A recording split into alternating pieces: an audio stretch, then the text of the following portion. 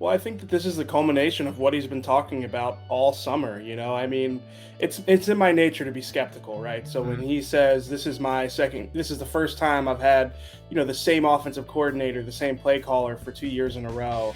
When he talks about the mechanics, the time he spent in the offseason working on his mechanics. And the coaching staff said all summer he's quicker with his decisions, he looks more decisive, looks more accurate. I was in wait and see mode with all that stuff. And I think Monday night, last night, that performance was the culmination of all that stuff. You could see the work that he put into the offseason. You could see that he looks more comfortable in the offense. I mean, there were throws last night that he would not have made last season. Yep. I mean, just flat out. Yes.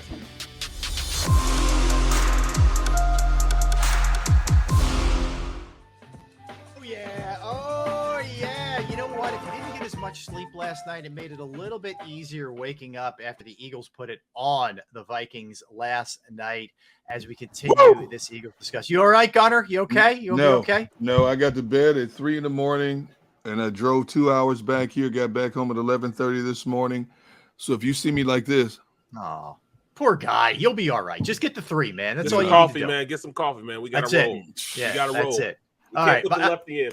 He's a I can lefty. already You can't put the see him. lefty He's in, looking yeah. bright-eyed and bushy-tailed, and he joins us right now. Does a phenomenal job covering the Eagles for the Philadelphia Inquirer. You can follow him as well on Twitter at EJSmith94. What's happening, EJ? How you doing, man? I don't know about bright-eyed and bushy-tailed, but I'm here.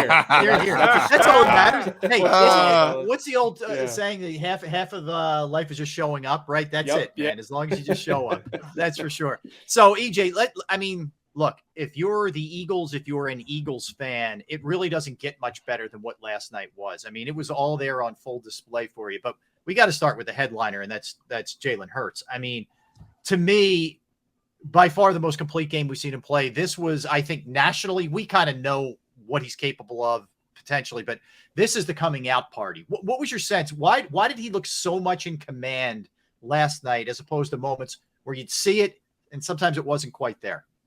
Well, I think that this is the culmination of what he's been talking about all summer. I mean, it's in my nature to be skeptical, right? So when he says this is the first time I've had, the same offensive coordinator, the same play caller for 2 years in a row. When he talks about the mechanics, the time he spent in the offseason working on his mechanics.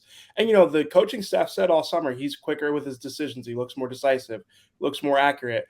I was in wait and see mode with all that stuff. And I think Monday night, last night, that performance was the culmination of all that stuff. And you could see the work that he put in the offseason. You could see that he looks more comfortable in the offense. I mean, there were throws last night that he would not have made last season. Yep. I mean, just flat out. Yes. There were the throw to Goddard at the end of the first half to get him in field goal range. I mean, that's a strike down the middle of the field. It's well timed. He was confident in how he threw it. He threw it right where it needed to be. Those are the types of throws that everyone wanted to see from him, and now he's starting to put it together. So, yeah, I mean, I like to always say, I try not to be on the roller coaster of the season. But man, I mean, it's undeniable. I mean, it was his best game of his career by far. And it was really just a really, really awesome half. I mean, in the second half, they kind of hit a stall a little bit, but no, I mean, it's encouraging. It's absolutely encouraging. There's really no other way to put it. EJ, I said that the best throw he threw of the night was the pass that Goddard didn't catch down the sideline when you had coverage underneath and over the top. He put a rainbow right on the money, and that's part of that maturation process we've been waiting to see, not just being able to air it out, but those touch passes as well. And that was as perfect of a touch pass as you could lay in there between two defenders.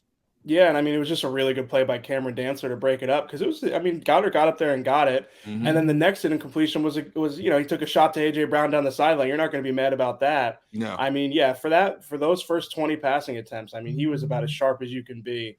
And like I said, the questions going into this season were mostly around Jalen Hurts offensively.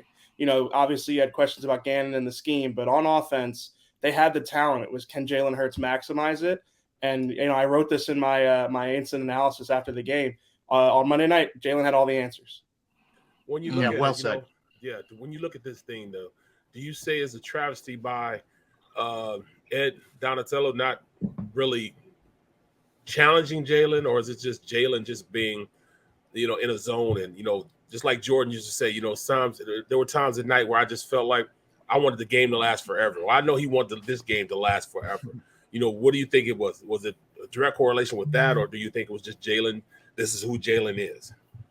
Yeah, I don't want to take away from what Jalen did, but I do think that this is why we need the full season, because week 1 he had the man coverage heavy Detroit Lions. They blitzed a lot, and I tweeted it out, like, if you're going to play man coverage against Jalen Hurts on third down, he's going to run for almost 100 yards and he's going to break your back a couple of times. Now, this week was the complete opposite side of the spectrum. Zone heavy team, not a lot of blitzes, and you're right, Barrett. They didn't really they didn't challenge him that much. But I mean, he can only play the teams that are in front of him. So that's right. This is why I'm not coming on here saying that they're going to give him a $240 billion extension by the end of the week. I think it was a really encouraging performance. And again, it's a performance that I don't think he would have been able to pull off last season. So you're seeing the progress. But yeah, I do think that the Vikings secondary, definitely, they seem, not only did they seem like, discombobulated at times, obviously the Quez Watkins play was a really well drawn up play by Nick and Shane Steichen, but it was also, I mean, let's face it, it was a busted coverage. You don't want a guy running down the field wide open like that. It was a busted coverage that happened the play before. They took a timeout, they came back out, they flipped the whole formation, and they ran the exact same plays they did before, and that's why Watkins was wide open. They did the same thing. Yeah, I mean, the backside safety bit on the underneath route, and he just went over the top. Same exact thing.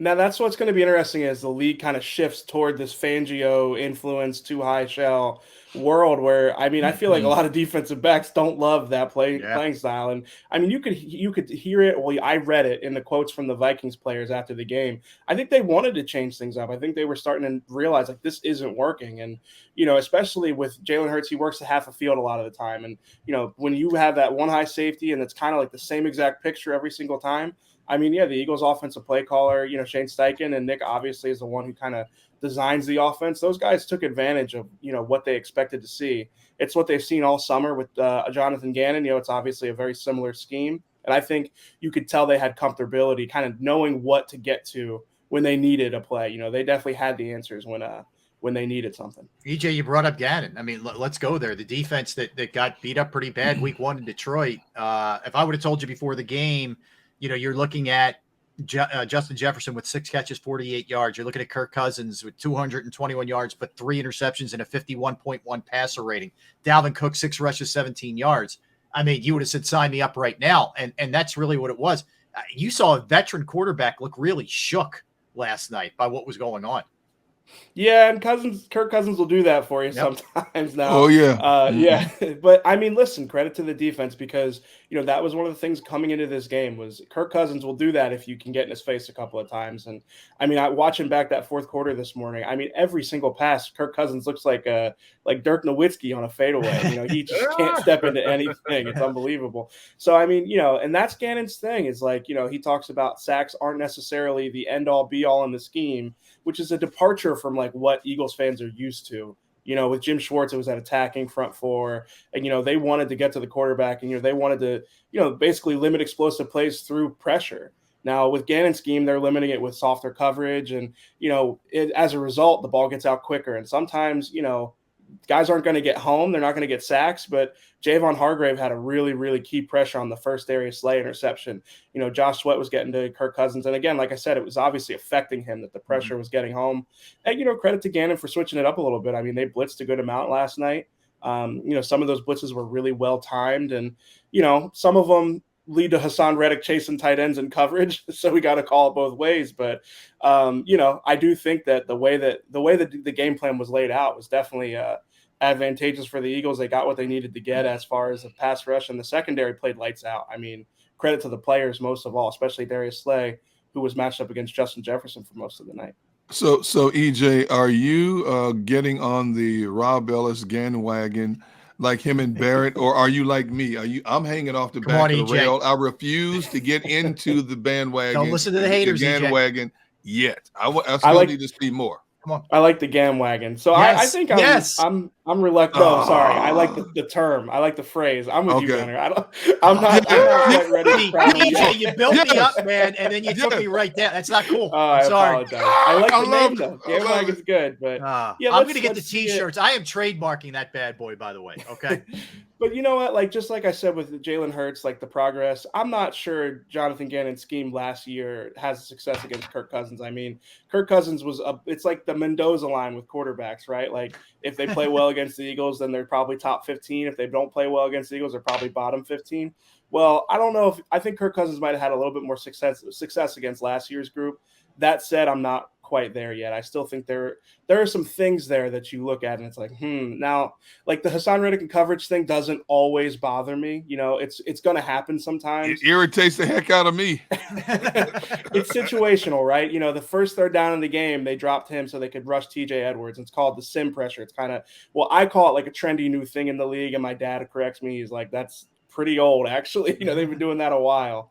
But, you know, still they drop Hassan and they rush TJ and they get pressure off of it. So, you know, when it works, it works. But yeah, I agree with you. Sometimes it's like, I don't want that guy chasing tight ends and running backs on third down in coverage. You know, that's not what you paid him all that money to do. So I do think there's still some things that they probably are going to have to iron out against some of the better offenses in the league. But let's make no mistake. I mean, Minnesota put up a lot of points against the Green Bay Packers, who have a good defense. And I think Minnesota's a good football team. I know, you know, they didn't necessarily play like it last night, but I think they definitely have a lot of talent, especially on offense. Well, you know, then there it is. You know, we're talking about all the glaring stuff they did right, but there's plenty of coachable stuff that they have. You know, that they're getting the timing down on passing, read option plays. You know, even screen plays. You know, offensive line, they would have 4 penalties with being downfield. Like you said, the Hassan Reddick thing. You know, even as far as Davis, you know, Davis taking more than 2 plays and had to come out. You know, I heard Richie and Rob last night, and that's a concern Richie has, that maybe he's not ready to play more than 2 plays in a row. Yeah. When he's out there, he's effective for 1 or 2 plays, and then after that, you know, it's kind of like he's staying straight up. So there are plenty of coachable things in there that they could work on, you know. But after this assessment, you have to at least put them in the top. You know, where would you put them? Top 4 in the NFC? Yeah, I mean, top 4, top 3. The NFC, it's kind of one of those weird things this year Wide where open, there's not man. really like a clear team that you would point to. You know, like Right. I thought San Francisco was going to be pretty good this year. I'm a little bit cautious on that now. You know, Green Bay, kind of the same thing. I mean, yeah, I can't think of I mean, the Rams, obviously Super Bowl defending champs, but they look like they might have taken a step back. I mean, it's going to take them a little while to get their footing. So yeah, there's not really a team. I think it's going to be matchup dependent by the time we get to the playoffs. You know, getting a team that you match up favorably to, or maybe avoiding a team that, you know, has a scheme that might be tougher for Jalen Hurts or the Eagles defense or whatever it is. So yeah, I definitely think that, you know, again, we went into the season like, I'm always skeptical. It's like, let's see them play a couple games first, and at least 2 games in now, it's like, okay, they have the talent. They're going to out talent some teams this season, and they're just going to, you know, they're going to have to be in these bigger games against these good teams. And I mean, there was talk going into this game like, oh, this could help decide, like, you know, the 4 seed in the NFC playoffs. I mean, the Minnesota Vikings, again, like I said, they're a good team. So now I do think it's top 4, top 3 at this point, especially, you know, when you think about what's going on with Dallas right now. I mean, they definitely have helped their position in the last 2 weeks. Hey, EJ, this was like the perfect storm on both sides of the ball for the Eagles last night. And not to nitpick, but as we're watching the game last night, which I'm screaming, why don't the Eagles run more stunts up front?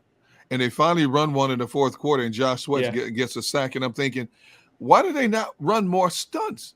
They have the personnel to do it. Why not do it? I think it would be so much more effective, because they did have 2 quarterback sacks officially, and they put consistent pressure on Cousins right up the middle, which forced them to hurry some throws. But for me, they didn't get him down enough, considering the way this game was played out. They didn't put him on his back enough in this game. No, I agree with you. Now, part of that is because Cousins gets skittish back there and starts throwing it up. Yeah, true. But no, I'm with you. I mean, even on Fletcher Cox's strip sack, I'm pretty sure that was a stunt too. At least on the other side, I know Sweat ran a T with whoever. I think it was Hargrave or Milton Williams. I don't know exactly, but yeah, no, I'm with you. I mean, they definitely were getting home on a couple of those stunts in the 4th quarter.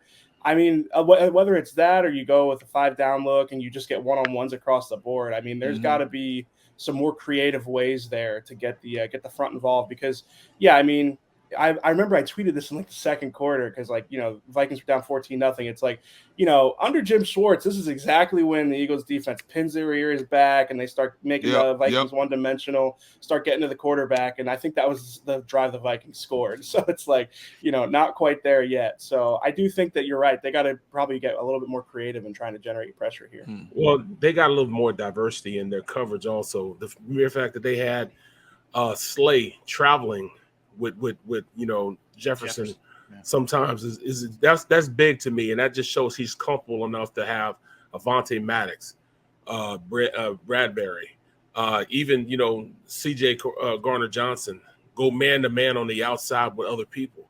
So I mean, that comfort level gives me the sense that, all right, even if we do go against one of the top-notch wide receivers, we can put Slay on them, and everybody else in the back end won't miss a beat. Yeah, that was honestly probably the best Slay's played since he's been here. I mean, he was playing out of his mind. I think it was Darius Butler said it was teach tape what he was doing last night, and I agree. Like that was impressive good stuff. Yeah, right.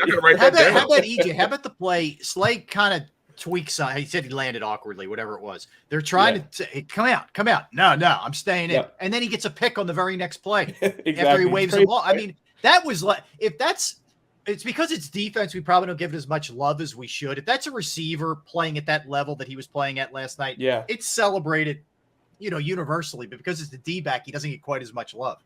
Yeah, he probably knew he was getting another one his way. I mean, Cousins was tossing a lot toward him, not with not much accuracy. But no, I mean, to get back to your point, B. Brooks, like that was the secondary played out of its mind. The whole group did. I mean, Bradbury had a couple missed tackles, but in coverage he was really good.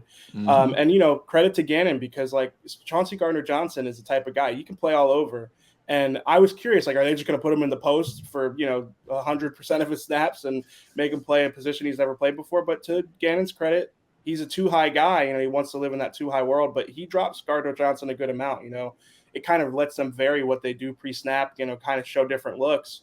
And I do think that as the season progresses, Gardner-Johnson being able to kind of man up against, tight ends and, bigger slot receivers, being able to kind of get in their face and play man coverage, that's going to be big for them. I mean, I think we're seeing a lot more man, especially on money downs for the Eagles this year.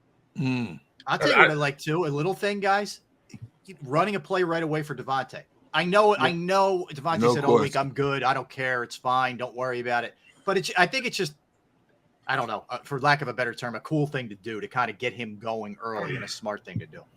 Yeah, they were like really stressing that all week, like Nick in the post-game press conference after Detroit, like I just said, we got to get Davonta more involved. And I did think it was like a little bit like you guys, I think it was one of my colleagues said like, imagine Andy Reid on that topic. He would just be like, he'll get his, not a big deal. And like, I did think like he'll be fine, and I talked to Davonta after the Lions game and he was not feeling sorry for himself. He was completely cool. He said, that's how the game went. I'll have my games too. But I agree with you. I think that it's, Nick Sirianni always talks about it, connecting with his players and being in tune with them. And I think that, getting Davonta involved early was definitely the message like, hey, we think you're going to have a big year. We probably should have had you more involved last week too. But I mean, listen, when you have A.J. Brown over there, it's kind of like hitting the easy button. Sometimes it's just like, all right, A.J. Brown slant, 12-yard gain, let's keep it moving. So I think they're still trying to figure it all out. But no, Davonta's a good player, man. I mean, he's the type of guy who at some point now I think he's going to take a leap. Usually young receivers, year 2, year 3, it kind of clicks for him. So, yeah, I do think that he's going to be a big part of the offense. But you're right. I mean, getting him involved early was definitely it was 1,000% intentional. They wanted to make sure he knew he was going to be a part of the game plan. Hey, EJ, are you comfortable with the way Gannon is using Reddick up to this point? I mean, 2 games, no sacks. Now, everybody's salivating. This man had 23.5 sacks. They want to see sacks. We know he has a deficiency when it comes to defending the run and in pass coverage. He's a pure pass rusher, plain and simple. Are you comfortable with his role right now? Because I'm watching how he's playing, and I'm thinking, you got to move this guy around a little bit more. You got to move him around the way Dallas does with Michael Parsons, the way Minnesota does with Zadarius Smith. You cannot have him being a stationary target on one side the whole game and allowing them to pick him off to know where he is at all times. Yeah, I do think that, like, if you look at what he did in Carolina and Arizona, they definitely do. They scheme some things up for him. Like Right. we talked about games earlier, and we talked about him dropping into coverage. I think that there's going to be times, we saw it during camp, like that he would line up in the A gap and kind of rush from there. I think that they probably can, afford to give him some more varied looks instead of just, kind of putting him in that Josh Sweat role where it's like you're just going to rush off the edge 40 times Right. tonight, like Right. or whatever it is. And so yeah, I mean, we talked a little bit about it earlier. I'm kind of conflicted, but I think I've settled on I'm not super. When he drops into coverage, sometimes I'm like, yeah, you can't have this guy chasing around tight ends. But if he's dropping in the middle of the field and just kind of being Yeah. a body in space and generating that confusion for a quarterback to go, wait a second, like this is different than what I saw pre-snap. I can get on board with that a couple times a game, but yeah, I agree with you. I do think that he's going to need to be maybe schemed up a little bit more because he's a great pass rusher, and Yep. it doesn't take away from him if he's getting schemed up. It's just some guys kind of just mix it up. Brandon Graham has a lot of different alignments. Fletcher Cox does too. It's just kind of part of the equation. I was on. Davis? Go ahead, Barry. Sorry about that. No, you got it. What do you see Davis? What have I seen from him? Yeah, what are you seeing for him? Where do you see him at this point? Well, I think I think he's been, as advertised against the run. He's disruptive against the run and he allows them, and this is the biggest thing with him, is he allows them to really commit to that 5 front when they want to. If they want to put 5 down, Hargrave is a really good one tech, but Davis is just like the quintessential nose tackle, plug it up, nobody can run up the middle. But I think actions speak louder than words with this. Like, they said that they thought he could, affect the passer. They aren't playing him on 3rd downs. They clearly don't think he can affect the passer right now. I don't know if it's a conditioning thing. I talked to him about that, and he says, like, I played 10 straight plays all the time in training camp. Like, it's not a conditioning thing. I think that right now is probably just bringing him along slowly and acknowledging, like, we've got Javon Hargrave, we've got Fletcher Cox, BG plays on the inside, sometimes on pass rushing downs. Sweat the first play. Sweat the first play in that 50 front. Yeah, Sweat came in from the 4-eye. Yeah, right. Yeah. So, I mean, it's just like, I think that there's a lot of guys in front of him who are probably better pass rushers at this point. But, and I don't think that that's a sign like of, major concern, but it is like, again, like actions speak louder than words. These guys said that, oh yeah, we think he can rush the passer. He didn't do it at Georgia, but we think he can do it. Well, maybe it's going to take him a little bit of time to really develop as a pass rusher. And, if his first year is like you're a gap stuffing nose tackle, he's probably got to play a little bit more than he's playing right now to really justify that. But, if he's mostly an early down player or goal line situation player this year, I still think that was, justifiable for the pick. I think 2 or 3 years from now, if that's still all he is, and that's when you're going to start to wonder, like, okay, like, there were some other guys on the board that, you probably could have justified, just because it's like, how much of a premium is it to have a, 2 down nose tackle, that you spent a 1st round pick on. But I don't think we're there yet. I think we got a long ways before that's a major concern. I'll tell you who I thought was also spectacular last night, EJ, was TJ Edwards. I mean, he was everywhere. And also, I thought really good in pass coverage. Yeah. I know, we don't necessarily look at him as that kind of linebacker, but maybe he's growing into that. I mean, 10 tackles, tackle for a loss, pass defense, a hit on a quarterback. He was everywhere, man. So this is my thing with linebackers. It's like, sorry, this might be a little bit of a rant for me. So do it, man. Like, so that position is so instinctual. That position is so much reading your keys and making quick decisions. So people get so infatuated with like athletes, like, not to throw like shade at Davion Taylor here, but like people get so infatuated with Davion Taylor and like Isaiah Simmons and these guys who are crazy, crazy athletes, but they're raw. And it's like, well, if I could just teach them to be instinctual, it's like a lot of those guys aren't going to get there. If you're not instinctual by the time you get in the NFL, that's a real lottery ticket to say like, okay, I'm going to teach you to have NFL instincts. TJ Edwards is like the exact opposite of those guys. Wasn't lauded as a great athlete coming out of college. Like we don't consider him a great coverage guy because he's not the best athlete, but guess what? Like he's a smart football player. Like he's quick. He makes quick decisions and he plays fast because he knows what he's doing out there. He's comfortable out there. It's like you want to make, even if it's like your coaches will tell you like, oh, you're going to make a mistake, make it at 1,000 miles an hour. Like not only does he not make mistakes, but he plays that 1,000 miles an hour. So he can kind of overcome some of those athletic deficiencies that he has on paper because the guy is just, he plays fast, he plays smart. So yeah, even in coverage, like he knows what he's looking at and he can get to the spots he needs to get to. So yeah, I mean, I think as far as like, obviously like he's not like Fred Warner or Eric Kendricks or anybody like that. But as far as like passable linebackers, which is what the Eagles are really looking for, they don't want to pay big money for these guys.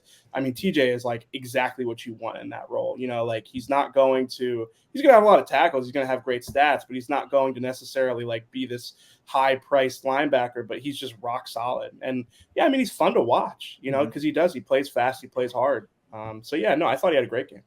All right. Lastly, I know you haven't probably done a ton of advanced work here on Washington, but they're 1-1. They lose to the team the Eagles, kind of escaped and won week 1.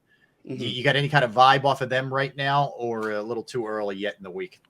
Well, I watched some of the game. NFL Sunday Ticket was giving me a nightmare. It was my only Sunday to watch football. Yeah, NFL exactly. Yeah, I was pretty frustrated, if I'm being honest. But yeah, I mean, I think Washington's got some talented pass catchers. I really like Terry McLaurin. Like, I think he's one of the more underrated receivers in the league. But I mean, he's probably not better than Justin Jefferson. So the Eagles secondary is kind of well suited, I think, to match up against them.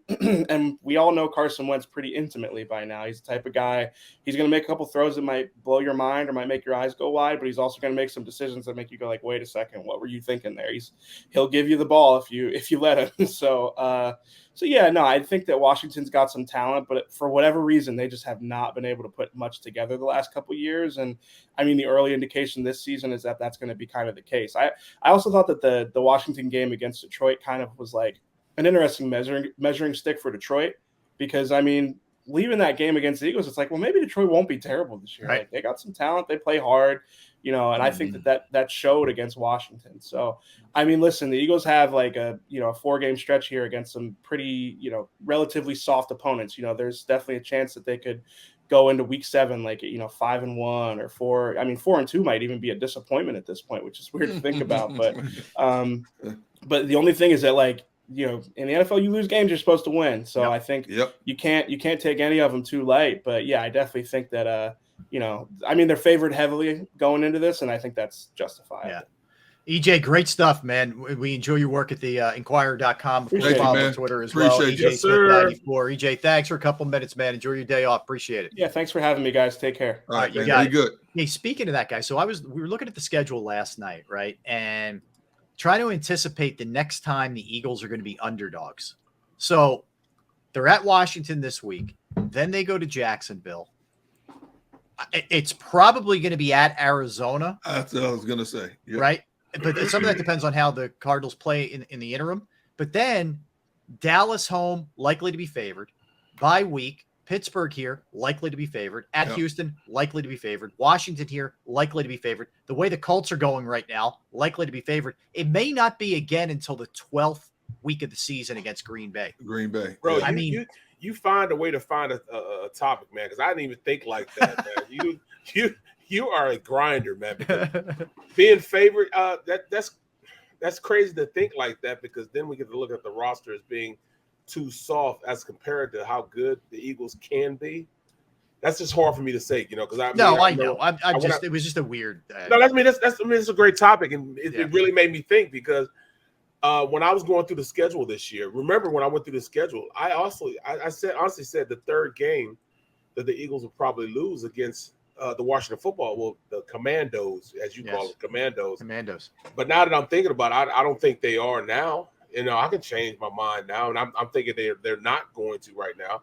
I'm thinking it was going to be, Carson coming out and, hosing it around against everybody. But if they can come together like they came together, and this will be a worst offensive line they played yesterday. This offensive line is atrocious in Washington.